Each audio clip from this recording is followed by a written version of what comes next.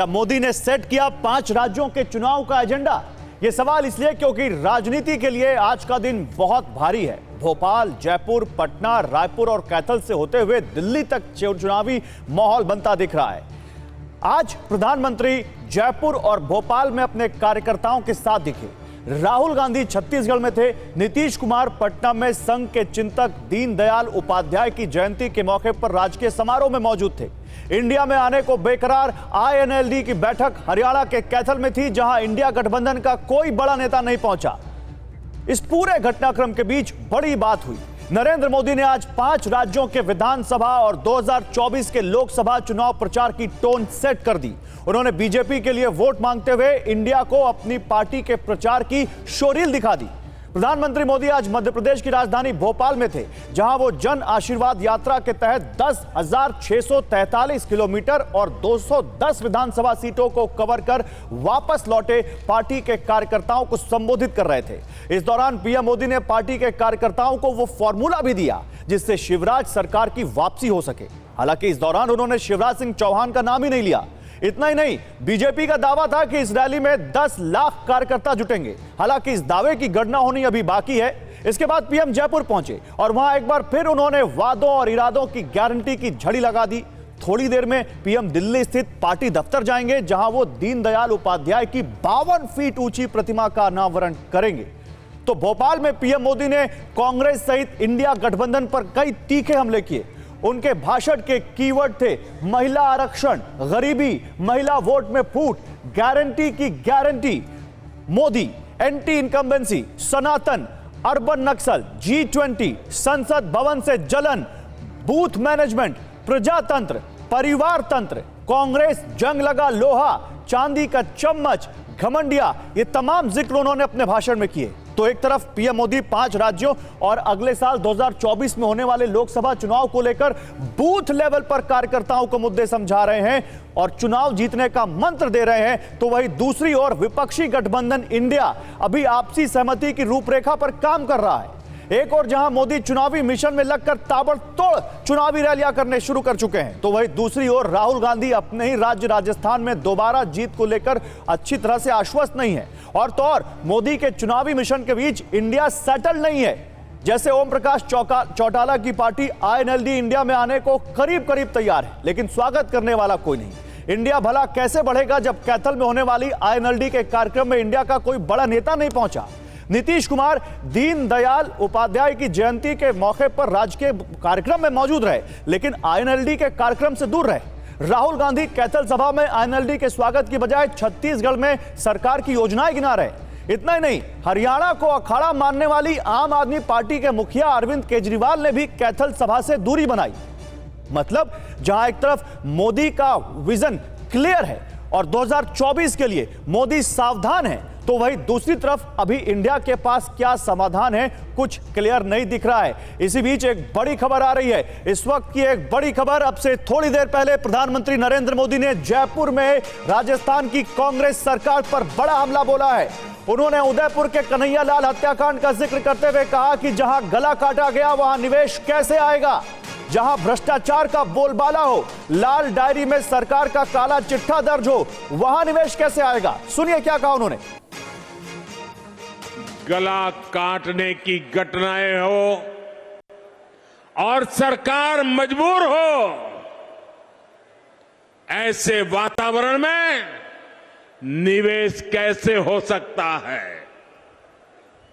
यह साधारण अपराध नहीं है।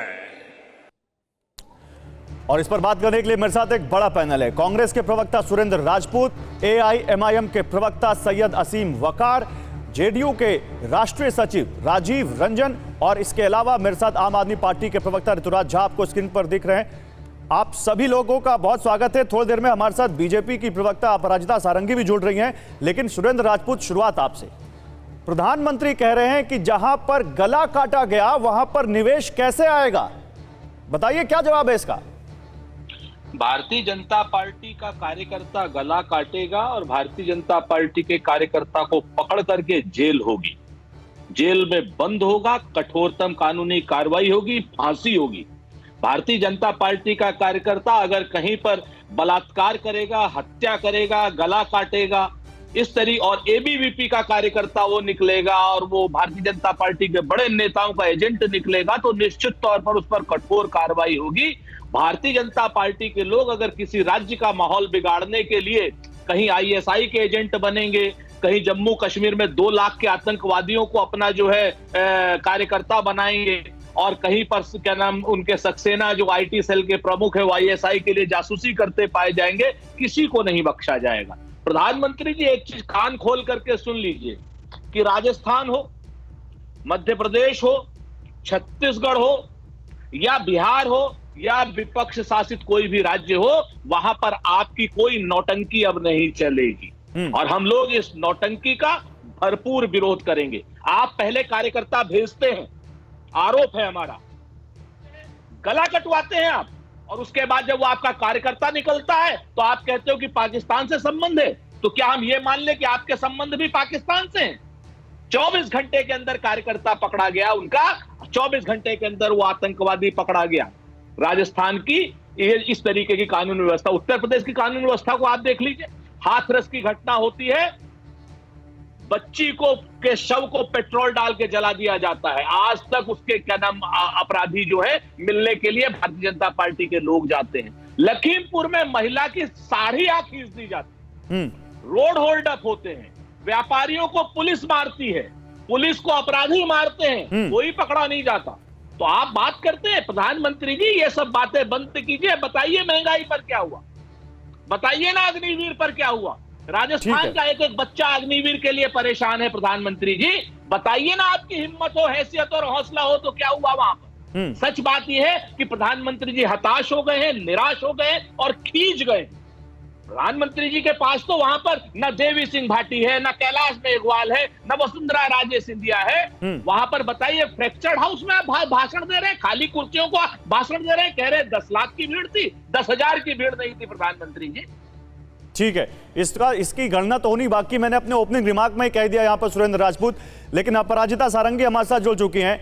अपराजिता सारंगी, क्या मतलब ये प्रधानमंत्री ने आज ये गला जहां कटा वहां निवेश कैसे आएगा, ये कहकर टोन सेट कर दी कि राजस्थान में बीजेपी कौन सा मुद्दा उठाने जा रही है?